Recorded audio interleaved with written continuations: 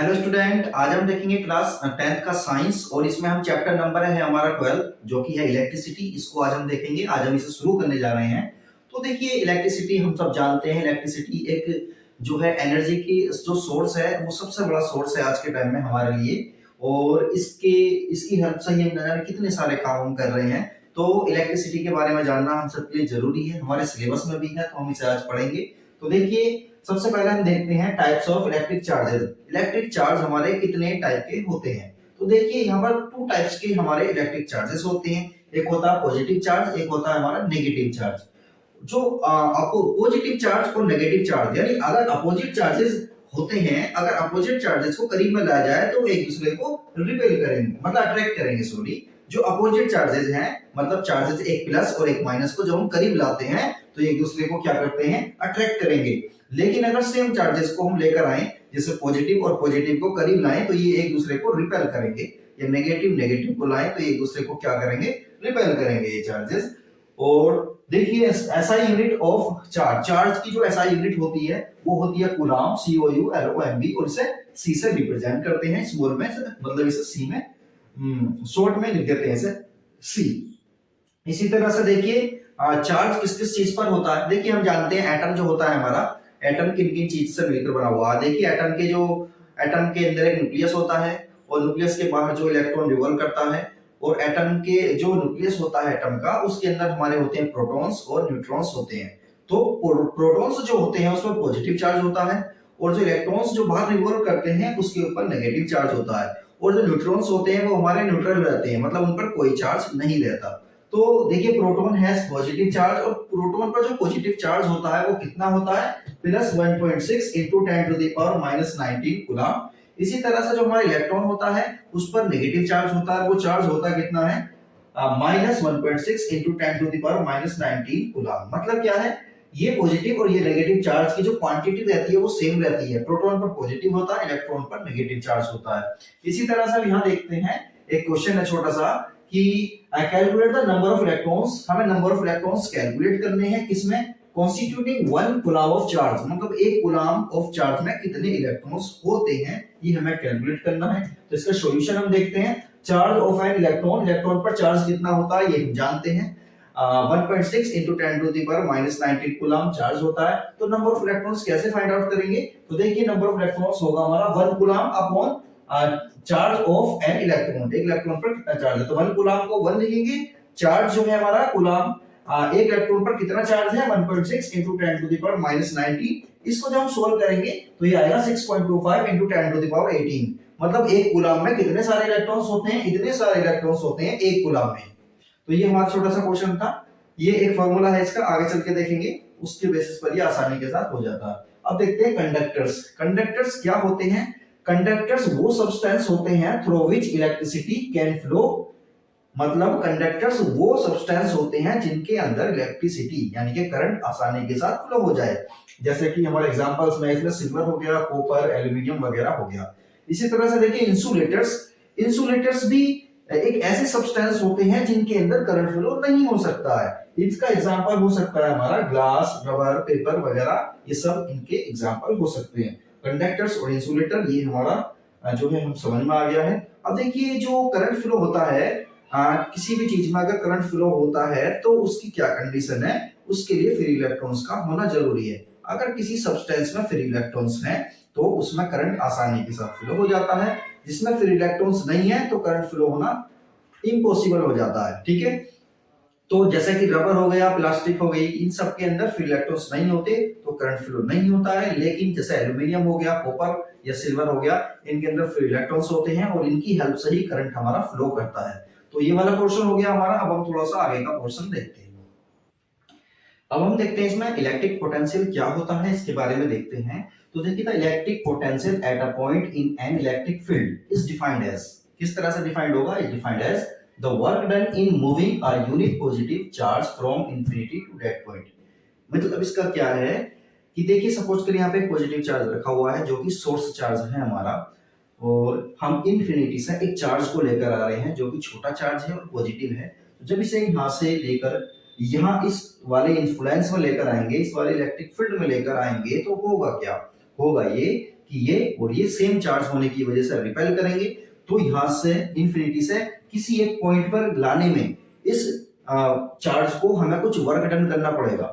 तो उसी को क्या बोलेंगे हम, इसी वर्क डन को यानी यूनिट पॉजिटिव चार्ज को इंफिनिटी से इस पॉइंट पर लाने में जितना भी वर्क डन हुआ है उसे क्या बोलते हैं, इलेक्ट्रिक पोटेंशियल कहते हैं।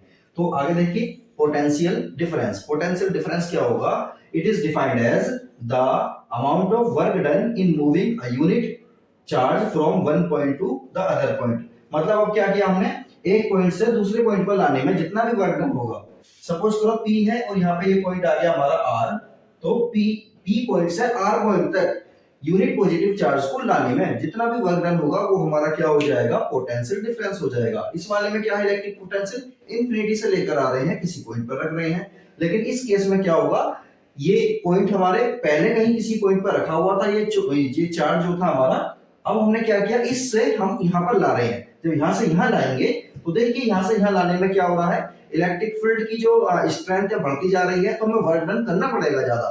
तो यहाँ से यहाँ लाने में जितना भी वर्क डन होगा पर यूनिट चार्ज, वो क्या कहलाएगा, हमारा पोटेंशियल डिफरेंस कहलाएगा। तो इसका फॉर्मूला देख लेते हैं। पोटेंशियल डिफरेंस का फॉर्मूला होता है हमारा work done upon quantity of charge move, यानी कि तो वर्क डन जो भी हुआ है हमारा, और ये क्या है हमारा क्वांटिटी ऑफ चार्ज, यानी कि कितने चार्ज को हम लेकर आ रहे हैं, उससे अगर हम इसे डिवाइड कर देंगे तो हमारा क्या आ जाएगा, पोटेंशियल डिफरेंस आ जाएगा। ऐसा unit of potential difference. Potential difference की जो ऐसा यूनिट होती है वो होती है वोल्ट, VOLT वोल्ट, और इसे V से रिप्रेजेंट कर देते हैं। Potential difference is measured bye voltmeter.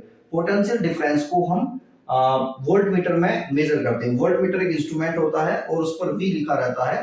तो जो है हमें अगर पोटेंशियल डिफरेंस नापना है, मेजर करना है, तो हम इसका यूज करते हैं।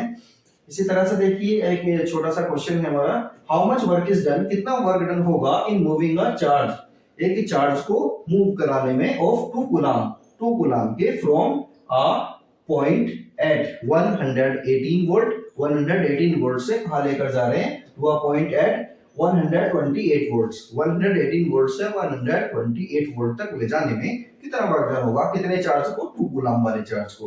तो यहाँ पे Q की वैल्यू दी हुई है हमें 2 कूलम। इसी तरह देखिए पोटेंशियल डिफरेंस हम इसका निकाल लेंगे, इस वाले में से वो वाले को माइनस कर देंगे, तो हमारा पोटेंशियल डिफरेंस V की वैल्यू आ जाएगी हमारी। इसी तरह से देखिए इसी फॉर्मूले की हेल्प से हम वर्क डन जब निकालेंगे तो इन दोनों की क्रॉस मल्टीप्लाई हो जाएगी, तो W इक्वल क्या आ जाएगा, V into Q। V की वैल्यू हमारी कितनी है, 10 वोल्ट, और Q की वैल्यू हमारी 2 कूलम, तो दोनों का मल्टीप्लाई करेंगे तो 20 जूल्स हमारा वर्क डन आ जाएगा। तो इसी तरह से और भी बहुत सारे क्वेश्चंस हैं, हम करेंगे स्टेप बाय स्टेप, हम एक एक टॉपिक करते चलेंगे और एक एक जो है हम इसका सॉल्यूशन क्वेश्चन वगैरह करते चलेंगे। तो चैप्टर बहुत इंटरेस्टिंग है, तो देखते रहिए। तो अब हम देखेंगे इसमें इलेक्ट्रिक करंट। इलेक्ट्रिक करंट क्या होता है, तो इसे देख लेते हैं। The magnitude of electric current in a conductor, यानी कि मैग्नीट्यूड किसका, इलेक्ट्रिक करंट का, किसके बराबर होता है, in a conductor is the amount of electric charge passing through a given point of the conductor in 1 second. मतलब 1 सेकंड में कितना चार्ज उस कंडक्टर में फ्लो हो रहा है, इसको हम क्या कहते हैं, करंट बोलते हैं। और इसे I से रिप्रेजेंट करते हैं, कैपिटल I से भी रिप्रेजेंट कर देते हैं या स्मॉल I से भी कर देते हैं। और इसका फॉर्मूला होता है Q equal I equal Q upon T। Q क्या है हमारा, टोटल चार्ज जो कि फ्लो हो रहा है, T क्या है हमारा, टाइम, कितने टाइम में हो रहा है। तो अब देखिए ऐसा यूनिट जो होती है हमारी इसकी करंट की, वो होती है एम्पियर होती है, और इसे कैपिटल A से रिप्रेजेंट करते हैं। इसी तरह से current is measured by ammeter. Current जो मेजर होता है, जिस डिवाइस से मेजर होता है, उसे एमीटर बोलते हैं। और एमीटर आपने देखा होगा, वो जो डायल होता है उस पर A लिखा रहता है, तो उसको हम यहाँ पे डायग्राम पे लगा देंगे, देख लेना आप। एमीटर क्या होता है, वो करंट को मेजर करता है। तो ये हो गया हमारा। इसी तरह से देखिए इस पर हम एक न्यूमेरिकल देखते हैं। एक हमें न्यूमेरिकल दिया हुआ, an electric bulb draws a current of 0.25 ampere. एक क्या है हमारे पास, एक बल्ब है और जो कितना करंट लेता है, 0.25 एम्पियर करंट लेता है फॉर 20 मिनट्स, और 20 मिनट के लिए लेता है वो टाइम। उसके बाद देखिए calculate the amount of electric charge that flows through the circuit. तो अब हमें ये बताना है कि सर्किट से कितना करंट जो है, कितना चार्ज सर्किट से फ्लो हो रहा है। तो इसमें हमें ये देखना है कि टोटल चार्ज कितना है। तो सबसे पहले तो हम ये देखेंगे, किसी भी न्यूमेरिकल को सोल्व करने का सबसे आसान मेथड जो होता है, सबसे पहले ये देखिए क्वेश्चन को पढ़ना है। पढ़ने के बाद ये देखिए कि इसमें गिवन डेटा क्या क्या है, मतलब क्या क्या दिया हुआ है। तो सॉल्यूशन में हम देखेंगे करंट हमें दिया हुआ है, आई की वैल्यू हमें दी हुई है 0.25 एम्पियर। इसके बाद देखिए चार्ज पूछा जा रहा है, मतलब क्यू की वैल्यू पूछी जा रही है। और हमें यहाँ पर टाइम दिया हुआ है, टाइम है हमारा t इक्वल 20 मिनट्स। तो देखिए जो फॉर्मूला था हमारा, अभी हमने जो फॉर्मूला देखा, ये वाला फॉर्मूला आपने यहाँ पर देखा, तो इस फॉर्मूले में t की जो वैल्यू होगी वो हम सेकंड्स में लेंगे, चाहे वो घंटे में दे रखी हो या मिनट्स में दे रखी हो, उसे हमें सेकंड में कन्वर्ट कर लेना है। तो टाइम हमें दिया हुआ 20 मिनट्स, 20 मिनट्स को सेकंड में कन्वर्ट करेंगे तो 60 से मल्टीप्लाई कर देंगे और ये हो जाएगा 1200 सेकंड्स आ जाएगा। अब देखिए फॉर्मूला होता है हमारा I equal Q upon T, ये हमारा फॉर्मूला है जो कि हमने अभी देखा। तो इस फॉर्मूले की हेल्प से हम निकालेंगे Q, तो Q जो हो जाएगा हमारा I और T दोनों की मल्टीप्लाई हो जाएगी, I और T की मल्टीप्लाई होगी। I की वैल्यू हमें ये वाली दी हुई है और T की वैल्यू है हमारी 1200, दोनों को मल्टीप्लाई करेंगे तो फाइनल आंसर हमारा आ जाएगा 300 C मतलब कूलाम। तो चार्ज जो होता है हमारा वो कितना आ जाएगा, 300 कूलाम आ जाएगा। तो चार्ज की यूनिट क्या होती है, कूलाम होती है। इसी तरह से इस पर जो न्यूमेरिकल होते हैं, देखिए ये इन तीन चीज में से कोई एक चीज जो है नोन होगी, अननोन होगी, मतलब बाकी नोन होंगी, तो उन दो की हेल्प से हम तीसरी को आसानी के साथ फाइंड आउट कर सकते हैं। इस फॉर्मूले पे बहुत सारे क्वेश्चंस आते हैं तो आसानी के साथ इसे हम सोल्व कर सकते हैं। अब देखिए इसका कोई नेक्स्ट पार्ट देखते हैं जो रह गया है। अब हम देखेंगे कि डायरेक्शन ऑफ इलेक्ट्रिक करंट, मतलब इलेक्ट्रिक करंट की जो डायरेक्शन है वो किस डायरेक्शन में होती है, जो इलेक्ट्रिक करंट है हमारा किस डायरेक्शन में चलता है, कैसे पता चलेंगे। The conventional direction of electric current is from positive terminal of a cell और battery to the negative terminal through the outer circuit. मतलब बैटरी के बाहर की बात कर रहे हैं। सपोज करिए ये एक सर्किट है हमारा और यहाँ पे बैटरी लगी हुई है, ये बैटरी का पॉजिटिव टर्मिनल है, ये बैटरी का नेगेटिव टर्मिनल है। तो करंट जो चलेगी हमारी बैटरी के पॉजिटिव टर्मिनल से शुरू होगी और यहाँ घूमते हुए बैटरी के नेगेटिव टर्मिनल में एंटर कर जाएगी। इसी तरह से हमारी करंट चलती है, मतलब पॉजिटिव टर्मिनल से चलेगी, बैटरी हो या सेल हो कि पॉजिटिव टर्मिनल से चलेगी और सर्किट में घूमते हुए नेगेटिव टर्मिनल में एंटर कर जाएगी। इसी तरह से देखिए how the current flows in a wire. Wire जो है उसमें करंट फ्लो होती कैसे है। देखिए कोई भी वायर है, जब उसमें फ्री इलेक्ट्रॉन्स होते हैं, जब वो फ्री इलेक्ट्रॉन्स मूव करते हैं तो इसी वजह से क्या होता है, हमारी करंट फ्लो होनी शुरू हो जाती है। तो अगर किसी चीज में, मतलब कोई भी मटेरियल है, अगर उसमें फ्री इलेक्ट्रॉन ना हो तो करंट फ्लो नहीं होती है। इसलिए करंट फ्लो होने के लिए जरूरी है कि उसके अंदर फ्री इलेक्ट्रॉन्स हो। हमने इससे पहले बात की थी इंसुलेटर, कंडक्टर वगैरह की।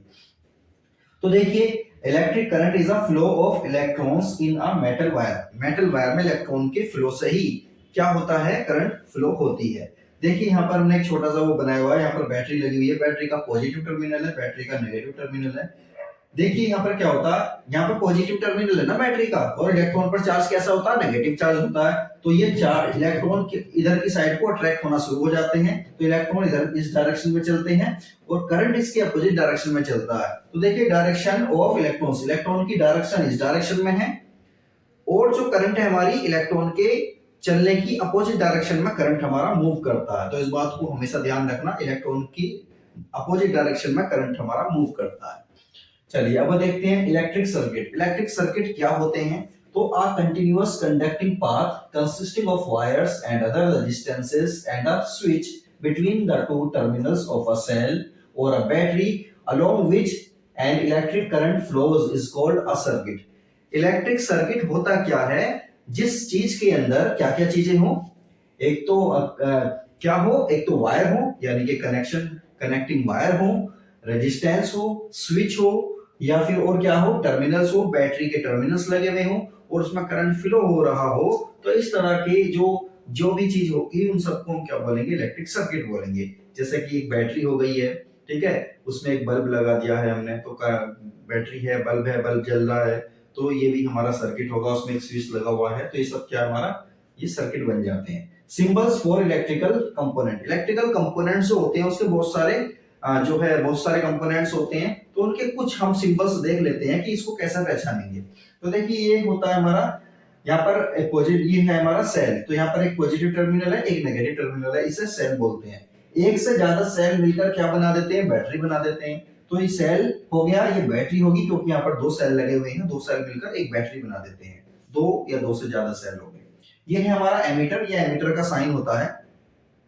एमीटर का साइन को हम इस तरह से बनाते हैं, कैपिटल ए लिख देते हैं, या पॉजिटिव टर्मिनल या नेगेटिव टर्मिनल, इस तरह से होता है। एमीटर किस काम आता है हमारा, एमीटर करंट को मापने के काम आता है। इसी तरह से हमारा वोल्ट मीटर में वी लिख देते हैं, बाकी सब सेम रहता है। वोल्ट मीटर हमारा पोटेंशियल को नापने के काम आता है। और ये है हमारा गैल्वेनोमीटर, इसमें जी लिख दिया जाता है। गैल्वेनोमीटर किस काम आता है, गैल्वेनोमीटर करंट को डिटेक्ट करने के काम आता है कि किसी वायर में करंट फ्लो हो रही है या नहीं हो रही, तो ये गैल्वेनोमीटर बताता है। इस तरह के साइन जो होते हैं हमारे, वो रेजिस्टेंस को बताते हैं। आगे ये है हमारा ओपन स्विच होते हैं हमारे, तो ये ओपन स्विच को दिखा रहा है, देखिए ये वायर इससे कनेक्ट नहीं है तो ये ओपन स्विच है, या इसका ही दूसरा हम इस तरह से बता सकते हैं कि ये ओपन स्विच है हमारा। इसी तरह से देखिए ये हमारा क्लोज स्विच, क्योंकि ये इसके साथ कनेक्ट हो गया है, और तो ये क्या बन गया हमारा, क्लोज स्विच बन गया, यानी कि करंट फ्लो होनी शुरू हो गई है सर्किट में। या स्विच जो हमारा क्लोज है उसे इस तरह से भी हम दिखा सकते हैं। और भी बहुत सारे सिंबल्स होते हैं, तो इसमें हम बुक में से पढ़ सकते हैं काफी सारे, तो ये सारे हमारे काम आने वाले हैं, तो ये यहाँ पर मैंने लिख दिए हैं। तो अब आगे देखते हैं इसमें कि आगे और क्या क्या बचा है, धीरे धीरे हम सबको करते हैं। अब हम देखते हैं ओम्स लॉ क्या होता है हमारा। देखिए ओम्स एक साइंटिस्ट थे, उन्होंने एक एक्सपेरिमेंट किया, तो उन्होंने फाइंड आउट किया, और क्या फाइंड आउट किया वो सब हम देखते हैं। देखिए ये एक रिलेशन है, ओम्स लॉ क्या है, रिलेशन है जो किस किस के बीच होता है, जो पोटेंशियल डिफरेंस और करंट के बीच का होता है। तो इन्होंने देखिए क्या बताया, एट कांस्टेंट टेम्परेचर कांस्टेंट होना चाहिए, the current flowing through a conductor, जो करंट फ्लो हो रही है किसी कंडक्टर में, इज डायरेक्टली प्रोपोर्शनल होती है किसके, to the potential difference across its end, इसके एंड्स पर जो पोटेंशियल डिफरेंस लगा हुआ है उसके डायरेक्टली प्रोपोर्शनल होती है। मतलब आई डायरेक्टली प्रोपोर्शनल है किसके, पोटेंशियल डिफरेंस के। पोटेंशियल डिफरेंस में हम चेंज करेंगे तो आई हमारा चेंज हो जाएगा, या इस बात को ऐसे भी लिखा जा सकता है कि पोटेंशियल डिफरेंस डायरेक्टली प्रोपोर्शनल है आई के। और प्रोपोर्शनलिटी साइन हटाने के लिए हम क्या करते हैं, इक्वल का साइन लगाते हैं और एक कांस्टेंट लेकर आते हैं। इसी तरह से हमने यहाँ पर इक्वल का साइन लगाया और एक कांस्टेंट लेकर आए, और इस कांस्टेंट को क्या बोलते हैं, रेजिस्टेंस बोलते हैं। इस कांस्टेंट आर को क्या बोला जाता है, रेजिस्टेंस बोला जाता है। अब इस रेजिस्टेंस के बारे में हम देखते हैं। तो देखिए पहले तो फॉर्मूला देख लीजिए, V अपॉन आई, हमारा V अपॉन आई है R, तो यहाँ पर V क्या है हमारा, पोटेंशियल डिफरेंस है, I है हमारा करंट, R क्या है हमारा रेजिस्टेंस। तो रेजिस्टेंस ऑफ अ कंडक्टर होता क्या है, इस चीज को देखते हैं। The property of a conductor due to which it opposes the flow of current through it is called resistance. मतलब क्या है, ये किसी कंडक्टर की वो प्रॉपर्टी होती है जिसकी वजह से ये क्या करता है, करंट की फ्लो में रुकावटें पैदा करता है, करंट की फ्लो का क्या करता है, अपोज करता है। तो अपोज करने वाली जो प्रॉपर्टी है किसी कंडक्टर की क्या कहलाती है, रेजिस्टेंस कहलाती है। तो देखिए रेजिस्टेंस जो होता है हमारा किस किस चीज पर डिपेंड करता है, resistance depends on length, resistance length पर डिपेंड करता है, लेंथ के कम या ज्यादा करने से रेजिस्टेंस हमारा चेंज हो जाएगा। थिकनेस पर भी डिपेंड करता है, मतलब वायर हमारा ज्यादा मोटा है या पतला है तो उस चीज पर भी डिपेंड करता है। वायर पतला या मोटा होने से रेजिस्टेंस हमारा चेंज हो जाएगा, वो सब हम आगे देखेंगे किस तरह से चेंज होगा। नेचर ऑफ मटेरियल जो है उसके नेचर पर डिपेंड करता है। मतलब मटेरियल अगर हमने बदल दिया, मतलब कॉपर से हमने क्या कर दिया, एल्यूमिनियम कर दिया, तो रेजिस्टेंस हमारा चेंज हो जाएगा, कम होगा या ज्यादा होगा वो सब भी हम आगे देखेंगे। एंड टेम्परेचर पर भी डिपेंड करता है, टेम्परेचर के कम या ज्यादा होने से क्या होता है, रेजिस्टेंस हमारा कम या ज्यादा हो सकता है। तो अब ये सारी चीजें होगी। अब इसका जो ऐसा यूनिट होता है हमारा रेजिस्टेंस का, वो होता है ओम, OHM ओम, और इसे इस वाले साइन से रिप्रेजेंट करते हैं। इसकी यूनिट को या तो हम OHM ओम ऐसे लिख सकते हैं या इस वाले सिंबल से भी हम दिखा सकते हैं। तो ये था हमारा रेजिस्टेंस के बारे में। तो अब हम इसके बारे में और डिटेल में देखेंगे, रेजिस्टिविटी भी देखनी है हमें, वो बहुत सारी चीजें हैं हमें देखनी है। तो वीडियो को देखते रहें, कुछ समझ में नहीं आता तो कमेंट करिए, वीडियो को ज्यादा से ज्यादा लाइक करिए, शेयर करिए और चैनल को सब्सक्राइब करिए।